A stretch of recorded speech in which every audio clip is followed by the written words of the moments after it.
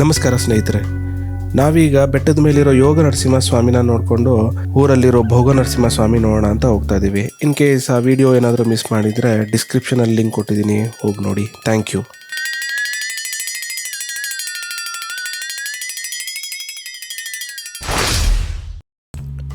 ಯೋಗ ನರಸಿಂಹಸ್ವಾಮಿ ದೇವಸ್ಥಾನನ ವಿಸಿಟ್ ಮಾಡಿದ್ದಾಯಿತು. ಈಗ ಭೋಗ ನರಸಿಂಹಸ್ವಾಮಿ ದೇವಸ್ಥಾನದ ಕಡೆ ಹೋಗೋಣ ಬನ್ನಿ.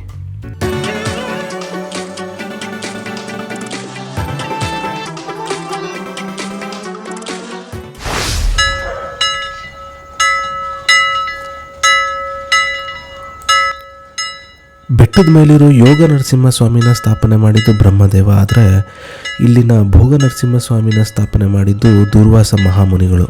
ಅವರು ಬ್ರಹ್ಮನನ್ನು ನೋಡಲ್ಲ ಅಂತ ಇಲ್ಲಿಗೆ ಬಂದಿರ್ತಾರೆ. ಆ ಟೈಮಲ್ಲಿ ಅವರು ಕೂಡ ಒಂದಷ್ಟು ವರ್ಷಗಳ ಕಾಲ ತಪಸ್ಸು ಮಾಡಿ ಭೋಗ ನರಸಿಂಹಸ್ವಾಮಿನ ಸ್ಥಾಪನೆ ಮಾಡ್ತಾರೆ.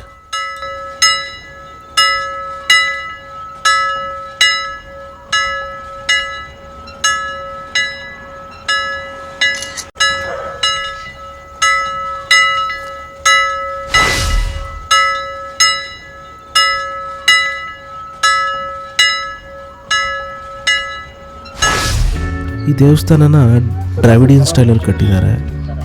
ಸರ್, ನಮ್ಮ ಸಂಸ್ಕೃತಿ ಅಂತ. ಆಯ್ತು ಸರ್. ಸರ್, ನೀವು ಇಲ್ಲಿ ಬೆಂಗಳೂರವರು ಮನೆ ದೇವರ ಬರ್ತಾ ಇರ್ತೀರಾ? ಒಳ್ಳೆ ಹೇಳ್ತಾ ಇರಲ್ಲ ಅಲ್ಲಿ ಹಿಸ್ಟಾರಿಕಲ್ ಅಂತ ಕೇಳಿಸ್ಕೊಂಡೆ. ನಾವು ಚಿಕ್ಕ ವಯಸ್ಸಿಂದ ಬರ್ತಾ ಇದ್ವಲ್ಲ, ಅದ ಅಲ್ಲಿ ಮಲಗ್ತಾ ಇದ್ವಿ, ಅವೆಲ್ಲ ಅದ ಮರಕೊಂಡು ಬಂದು ಎಲ್ಲ ಅಲ್ಲಿ ಜನ ಆಗ್ತಾ ಇದ್ವಿ ಸೇರ್ಕೊಂಡು.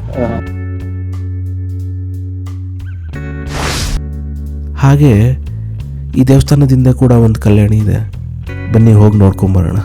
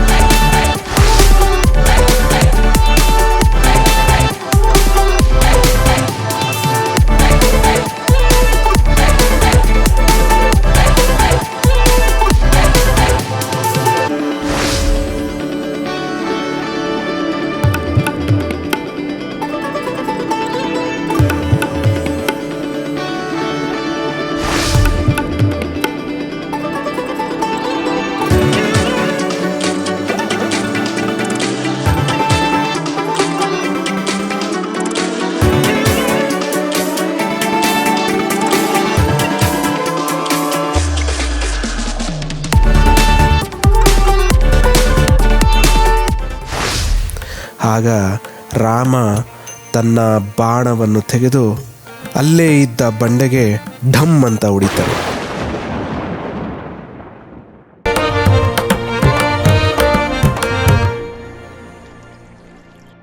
ಜೈ ಶ್ರೀರಾಮ್.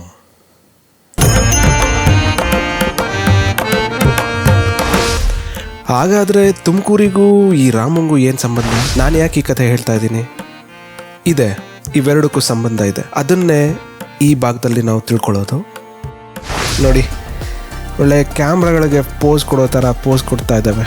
ಸ್ಮೈಲ್ ಪ್ಲೀಸ್, ಚಿಕ್ಕ. ಆ ನೀರಿನ ಸಹಾಯದಿಂದ ರಾಮ ತನ್ನ ಹಣೆಗೆ ನಾಮವನ್ನು ಇಟ್ಕೊಡ್. ಅಂದಿನ ಫ್ರೆಂಡ್ಸ್, ಇವ್ರುಗಳೆಲ್ಲ ಎಲ್ಲಿ ಹೋಗ್ತಾ ಇದ್ದಾರೆ ಅಂತ ಏನಾದರೂ ಗೊತ್ತಾಯ್ತಾ ನಿಮಗೆ? ಬನ್ನಿ ನೋಡೋಣ ಎಲ್ಲಿಗೆ ಹೋಗ್ತಿದ್ದಾವೆ ಅಂತ.